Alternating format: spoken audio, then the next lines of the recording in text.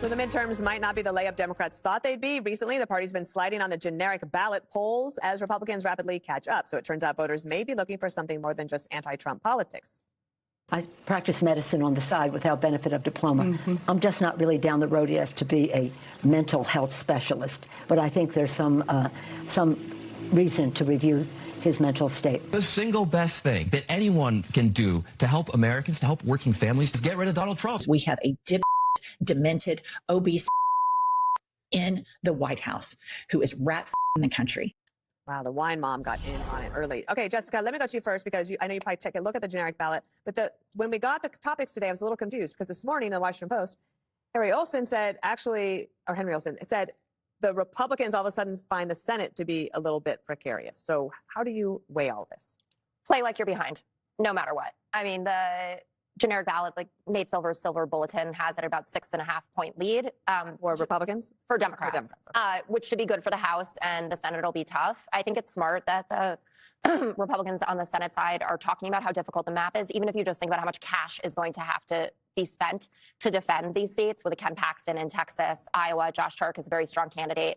And Susan Collins, who is definitely an overperformer. It's going to cost money, right, to be able to hold that. I think there's definitely good.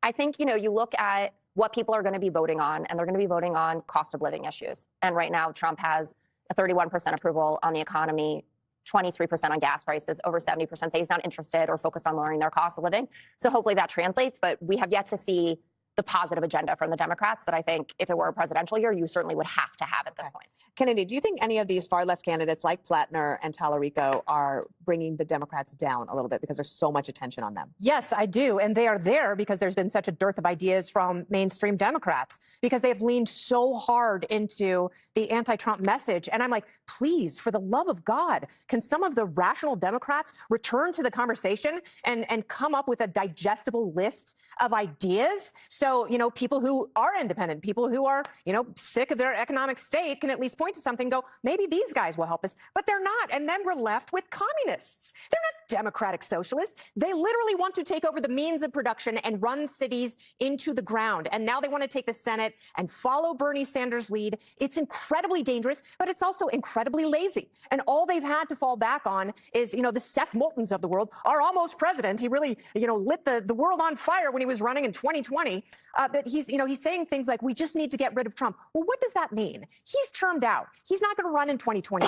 And people keep trying to kill him. Maybe that's an irresponsible line of thinking. And maybe if Seth Moulton went to a little laboratory of democracy between his ears and came up with a good digest to go by the wayside, and there's nothing new. So maybe people get tired of hearing that. They start not to believe it. Yeah, I don't know. But I know that when they're in trouble, they're going to amp up the apocalypse. It's like, vote for us or democracy dies. Again, they're the sleazy guy at the bar who says, why not come home with me? The world could end tomorrow. Except they say it with certainty. If you don't vote for Plattner, women will be bleeding to death in the streets. Now I'm like a roofie rapist at a bar?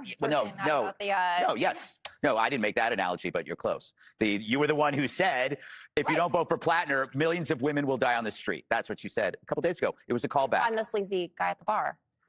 Oh, my God. Analogies are analogies by not being real, Jessica. This mental fitness thing, the only way for the Pelosi's of the world to talk about Trump's mental fitness is to convince the people that they're talking to that they are mentally damaged themselves. They got to make you crazy to believe that Trump is crazy. They have gaslit their constituents to a point that they have forgotten.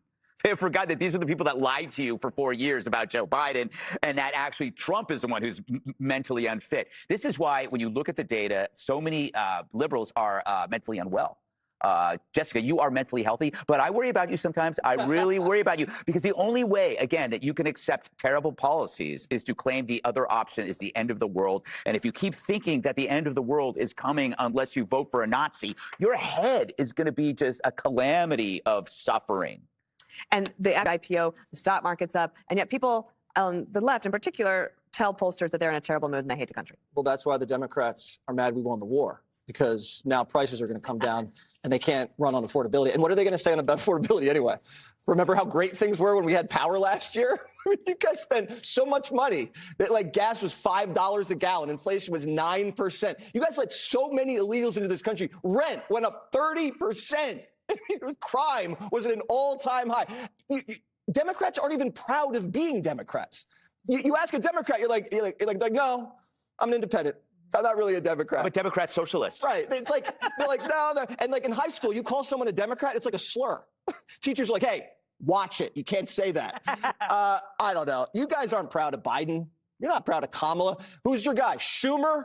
Is it Hakeem Jeffries? These are the horses you guys are going to ride into battle. Jessica, you guys are ridiculous. You keep on saying this guy's demented. You guys are getting smoked by dementia. He's taken all your pieces off the board. USAID, SPLC, the illegals, the trans, the DEI. Name something. He just knocked it away. All you do is complain. Affordability? You just talk about the ballroom or some other made-up fake news thing that's on MS Now. It's not even like a real campaign. You're like, stuff's expensive. Oh, really? You didn't care last year. Also, taking USAID off the board, that's like a big feather in your cap. Did you know that killed it absolutely and Roger Ailes. Headquarters, New York City, New York. Ownership. It is a subsidiary of Fox Corporation, which is led by Chairman and CEO Lachlan Murdoch. Focus.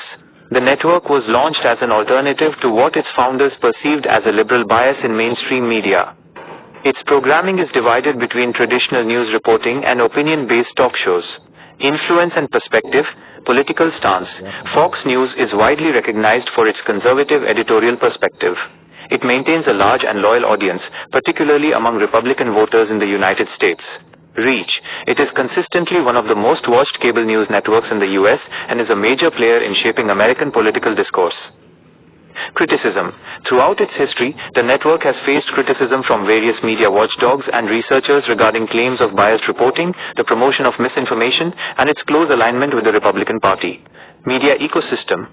Fox News is the flagship of Fox News Media, which also operates Fox Business, a network focused on financial and market news. Fox Nation, a direct-to-consumer streaming service. Fox News Digital and Audio, providing online news, podcasts, and digital content.